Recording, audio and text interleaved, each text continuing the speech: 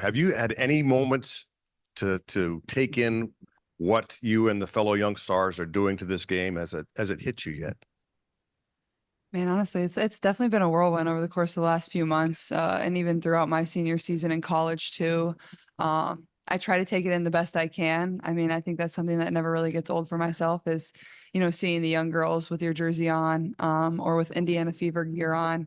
For me, like I was just them, so I understand that feeling and how, coming to one basketball game can, help you like achieve your lifelong goals or I don't know, just be one of the best memories of your childhood. So those are the moments that are definitely like some of the coolest for myself, getting to play basketball at the highest level. And you never take those interactions for granted. And I think even though, we're 2-9, people are still coming and they're still excited. They're still excited about the young talent that we have on our team. And, you see it across the board in the W, like we go on the road and the fans are there, supporting whether, we were in New York or whether we were in LA, like you can just go across the board and, there's been just really great crowds.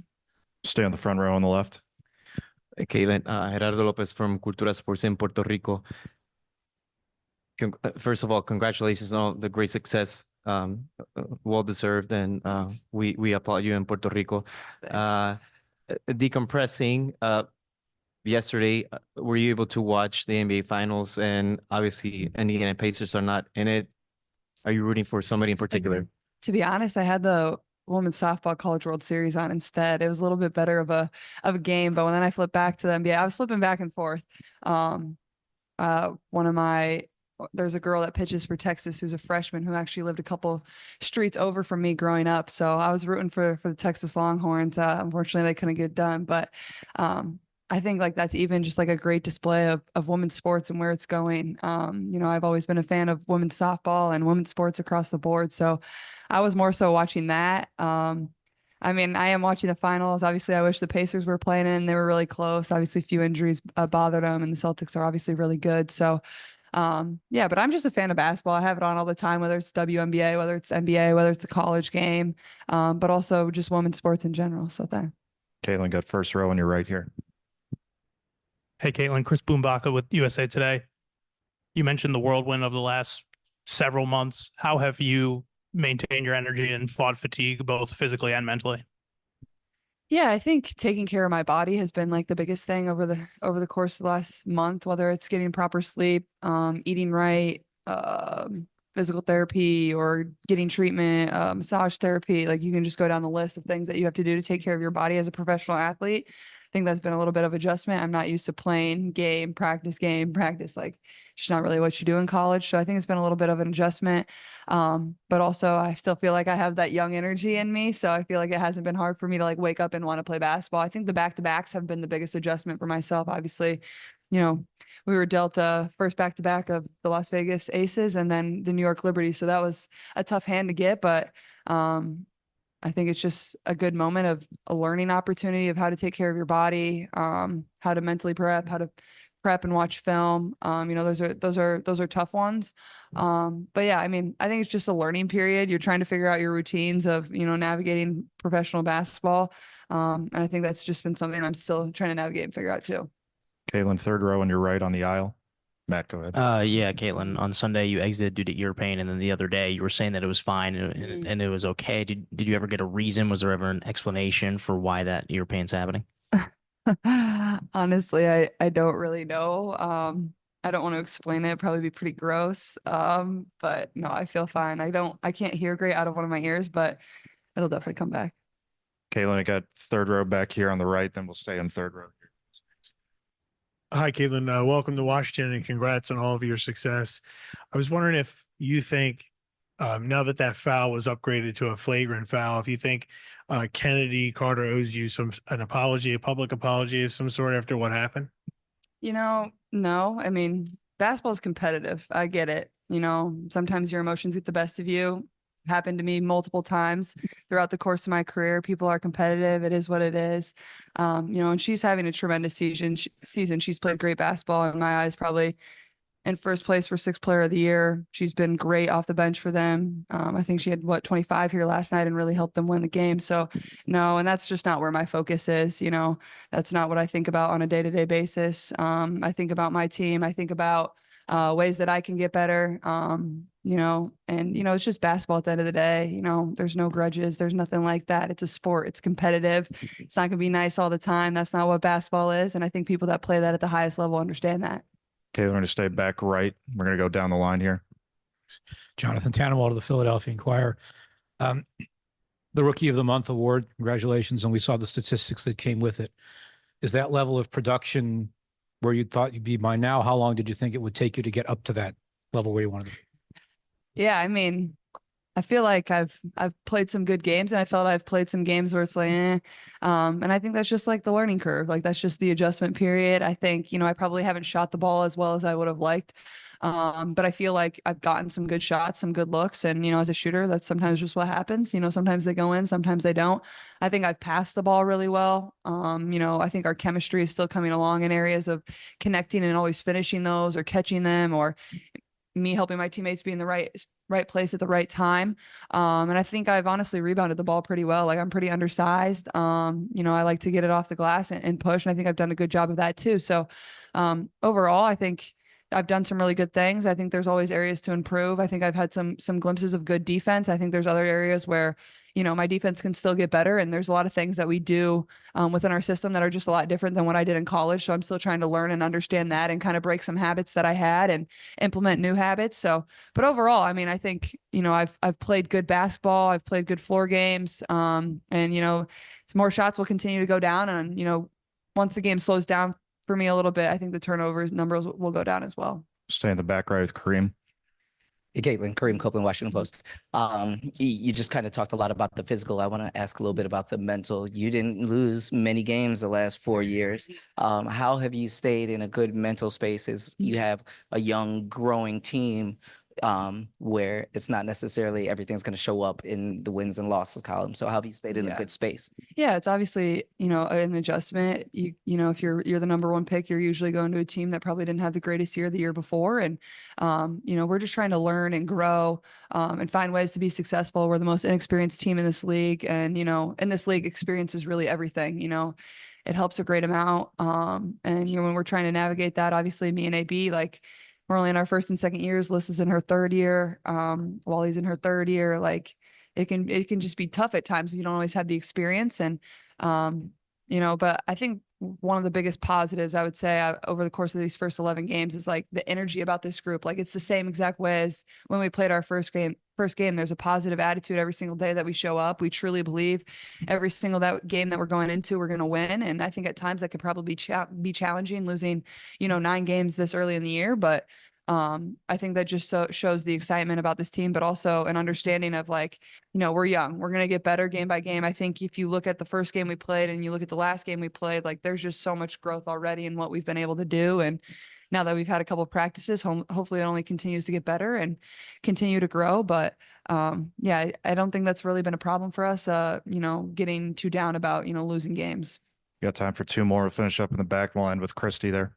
Dan Sostek here with Penn Live in Harrisburg. Harrisburg's the hometown of Alyssa Thomas. You've got to play her once already. I know you're a guard. She's more of a forward, but just wondering if you grew up watching Alyssa at all and what makes her so special. Obviously, she's coming off such a great month. Is she a player you've watched growing up? Yeah, I think the thing about her is she does absolutely everything on the court that you could do as a basketball player. She just impacts the game in every area, whether it's on the defensive end, whether it's on the offensive end. Great passer, great rebounder.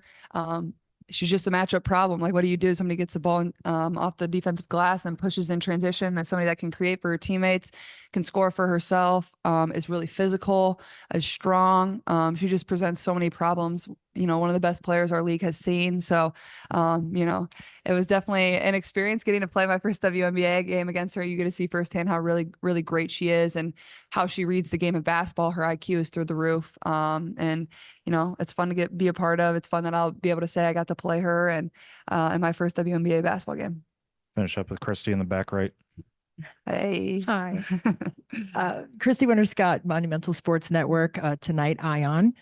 What do you feel the biggest challenge will be tonight facing the Mystics?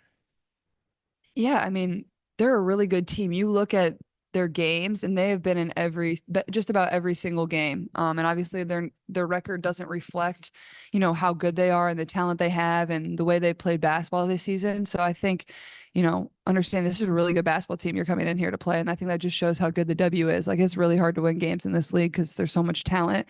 But also, like, you got to execute late games. So, they're not going to shy away from us. We're not going to shy away from them. I expect it to be a really great game, but they're very talented in all 5 positions. So we're definitely going to have to guard. And I think we can push the ball in transition too. So, yeah, I think those are the biggest things. What's it been like for you so far this season? Just you and your team so far, getting these big crowds, having games moved, kind of the whole, I don't want to say circus, but what's the environment's been like for you? I mean, it's incredible, right? I mean, we're playing sellouts for our exhibition games, our preseason games. We're moving arenas. It's been something like I never thought I would see, but it's exciting. It's great for women's basketball. It's great for sports. The best part of it was getting off that 11 games in 20 days trip to get a little rest. Go in the front row to Christine there. Hi, Coach Christine Brennan, USA Today.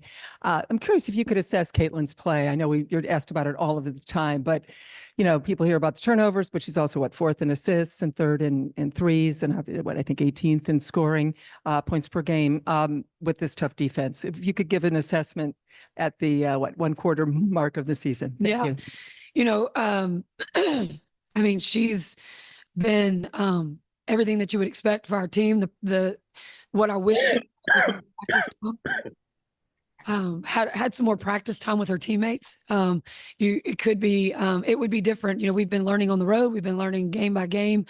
Kelsey Mitchell didn't even practice with us before we started our games. So, I mean, for me, her passing and her IQ is what, separates her. People are going to guard her the way they're guarding her right now. It's really hard for her to get, a good look. Once she gets going and once she finds some rhythm, I mean, she's a great shooter, great passer, a willing passer, facilitator. She's, getting double teamed all the time, which is opening up for, everyone else. We've just got to be ready for her passes that that we're just getting used to and ready to knock those shots down. Then we got 3rd row on the right. Hi, Kirsty. What's been the emphasis in practice leading up to tonight? Yeah, defense, man. That's what we have been talking about. It's been great to have the opportunity to get to practice, together, just our defensive schemes and being able to go over those and our rotations. I mean, it just changes everything when you get that practice time. Go back front row on the right. Hey, Christy, when it comes to Caitlin, her having long college season leading right into the pro season, how have you been able to, help her with that adjustment just in terms of workload? Yeah, that's been one we're still working on trying to figure out. I mean, we played the top teams in the league, of these 11 games and, she needs to be out on the court to give us a chance to win. And so we've got to figure out a way. I've tried to take her off the ball a little bit just so that would give her, a little bit of where she wasn't fighting from, 90 feet. So that's one way. We've made it very clear when she needs a breather, like she just needs to let me know and we'll get her in, get her out, get her back in, right back in. We'll go 1st row on the left here, Coach. Hi, Coach. Kelsey Nicole Nelson with Fox Sports Radio. I know there's rightfully been a lot of talk about Caitlin Clark this far into the season, but how would you describe your team's chemistry both on and off the court this far into the Indiana Fever season? Yeah, we've spent a lot of time together these last couple of weeks, being on the road, playing every other day. So, like I said, I keep saying it. We've had to learn on the go, on the fly. We've had to try to build that chemistry. I know what everyone is talking about right now. I go back to the Seattle game. Victoria Vivians and Caitlin tied up there for a minute in gameplay, in flow. And the minute that happens, our entire team comes together, and so, I mean, that's what it feels like. And that's what it looks like. The incident the other night against Chicago was away from the ball and everyone was moving in the other direction. It was just her down there. So, we're working on that. That takes time. And I like where we are right now. Go 2nd row on your left, Coach. Hi, I'm a Bachelorary with Sports Illustrated. You'd mentioned how important these practices were over the last few days, but how important was it for the team to have just a few days away from games period after the schedule you've had? Right. What did you want them to take from, time to reflect? Yeah, they got mad at me today because I just was telling them how rested they look. They're like, "Well, coach, do we look terrible?" No, you just look rested. I mean, the schedule's been unbelievable. These guys have been fighting, and I'm so proud of them for, they come to work every day. Whatever that means. If that means getting up and watching video or doing individual workouts with their coaches, they have just been relentless at doing exactly what we've asked them to do, and I couldn't be more proud of them. Get back left on the or back row on the left, coach. Obviously, there have been a lot more eyeballs on the WNBA this season in particular. How has it felt just to see the reaction, to know that a lot of the conversation is not necessarily about the game, but a lot of ancillary stuff, and to sort of projecting their emotions into the games, but not actually talking about the players, the talent, the tenacity of these competitors? Yeah, we've been talking about that since our very first meeting. That's kind of what we talked about. We gave them some earplugs and some blinders, and that was what was most important for us, was to make sure that we didn't let that outside noise affect us. Social media is a different beast today, but we just have to do a really great job of just staying connected, keeping our tight circle. I think we got Mike Vopel on Zoom. Mike, want to go ahead? Yeah, Coach, you talked a lot about defense and finally having a little bit of time for practice, but is part of this also just learning the way these players work together defensively? I know that's been something they just haven't had a lot of time to do. And what maybe have you learned in even the last couple of practices that you can apply going forward? Yeah, I think the one thing that stood out for us was just their communicating. The way they were communicating in practice, it was different. We've emphasized it, but it was different these last couple of days. I think they just really enjoyed the fact that we were able to work on certain things, stop the play and talk about it, and be able to practice it full speed. That's the difference. You can't practice full speed at shoot around or every other day when you're playing, but able to just practice things full speed changes everything. You got third row on your left, coach. Coach, Kyle Goon, Baltimore Banner. Kaylin and Aaliyah are going to be such foundational pieces for you in the years to come. What are you kind of seeing about the on-court relationship between them that is already promising? And is there any area where their relationship can really grow? Yeah, I mean, they're both generational type players, and it's really exciting to watch them grow and get better and form that chemistry together. The expectations for the Indiana Fever this year have just been, we started a rebuild and we had 13 wins last year and 5 the year before I took over. We really laid a really nice foundation last year. And just some of the expectations that our players are dealing with right now, it changes for them. Like we need just to keep laying brick by brick by brick and staying the course. And that's really hard to do with the outside expectations. But Aaliyah and Caitlin have such wonderful futures ahead of them. It's just going to get better as they have more time to play together and practice together. Anybody else? Anything for coach? Maybe we got time. One more in the front. Just what are your impressions of the Mystics as you scout them, and what have you seen from them, and however much you've gotten to watch video, coming in here? Yeah, I mean, they're fighting. I mean, that's what we told our players. I mean, they're fighting for that first win, but they're in games. I mean, their players are getting better too. I know they're dealing with some injuries, but their young players are getting the time and the experience. Leah Edwards is just, she just gets better every game.